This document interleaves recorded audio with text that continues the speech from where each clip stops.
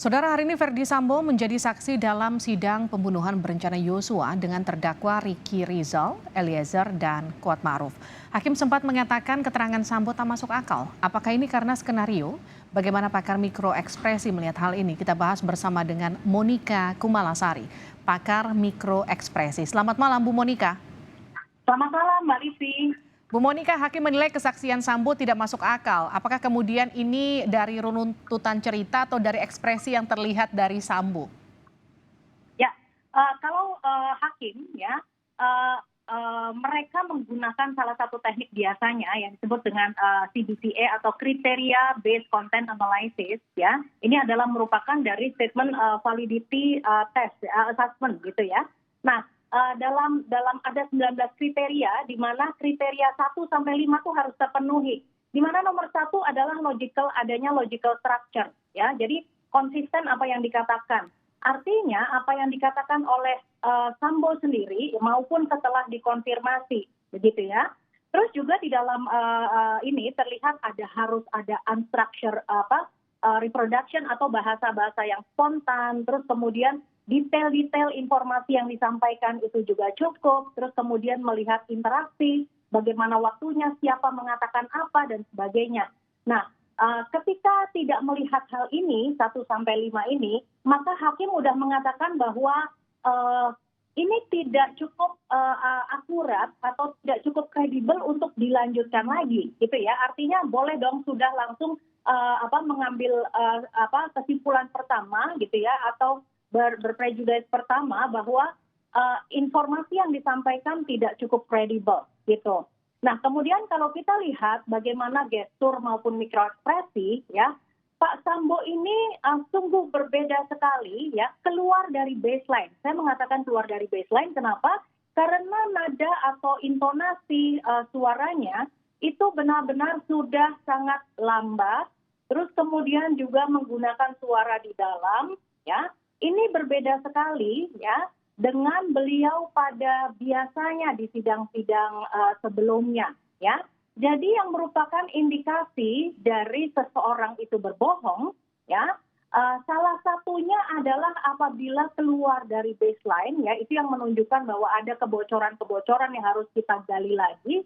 Salah satunya adalah suara yang meninggi sekali, atau justru malah suara yang akhirnya dalam, terus kemudian pelan seperti ragu, seperti itu. Ya, Jadi Anda mengamini bahwa ini ada yang ditutup-tutupi oleh Sambo mulai dari persidangan awal sampai kemudian sekarang begitu? Ya, informasinya yang diberikan ini loncat-loncat, dan juga kalau kita melihat dari gestur, dari makro gestur, dari body language, ya, semakin hari ini semakin bongkok, tetapi menunjukkan juga stres karena pundak sini juga naik, gitu ya. Tetapi kita lihat dari intonasi suara ini sangat berbeda sekali. Nah, dengan dia pegang mic itu, Bu Monika, itu bisa diartikan seperti apa tuh? Ini kan kita lagi lihat sama-sama tuh, pegang mic sampai dengan 2 tangan, padahal mic itu kan nggak berat. Betul, ya. Nah, kemudian juga ketika pegang mic beberapa kali saya juga melihat bahwa, nah, seperti ini, ya, kemudian digenggam erat-erat, ya.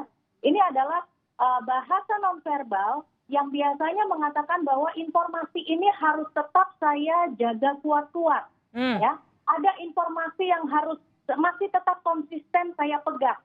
Artinya ketika dihadapkan kepada satu pernyataan bahwa menurut saksi yang lain informasinya tidak seperti ini. Nah, maka yang beliau lakukan adalah ini adalah apa yang disebut dari nature of kebohongan ini adalah the incorrect inference gap. Okay. Jadi mencoba untuk menghindari menjawab itu dengan mengatakan bahwa ya menurut saya begini, nggak ada penjelasan yang lain.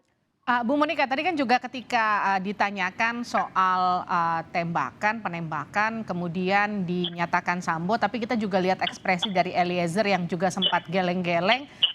Kita bisa sambil lihat, ini artinya ini kita lihat bersama. Artinya ada ketidaksinkronan antara pernyataan Sambo dengan apa yang kemudian diketahui sejumlah saksi, termasuk Eliezer. Ya, dalam proses berkomunikasi beberapa arah seperti ini, ya, di mana Eliezer tidak memiliki kesempatan untuk berbicara secara verbal, ya, tetapi nonverbalnya bisa berbicara melalui gesturnya. Ya, ketika mendengarkan sesuatu dan kemudian ada respon dari menggeleng, ada kemudian juga bahkan tertawa, ada kemudian juga merasa geram, merasa marah yang terlihat dari ekspresinya. Nah, ini menunjukkan bahwa apa yang disampaikan oleh Pak Ferdy Sambo ini tidak sesuai dengan apa yang dialami maupun dirasakan oleh Eliezer. Oke, Bu Monika, kalau kita lihat ini kan tadi ketika cerita soal pelecehan, Sambo masih terlihat marah, nadanya agak sedikit meningkat, tapi kemudian ketika dia menjawab pertanyaan yang lain, nadanya menurun seperti yang tadi Anda sempat sampaikan. Apa ini kemudian ada informasi yang kemudian ada unsur yang memang ia pertahankan untuk tetap ia ceritakan di persidangan, atau memang ini bagian dari kebohongan juga?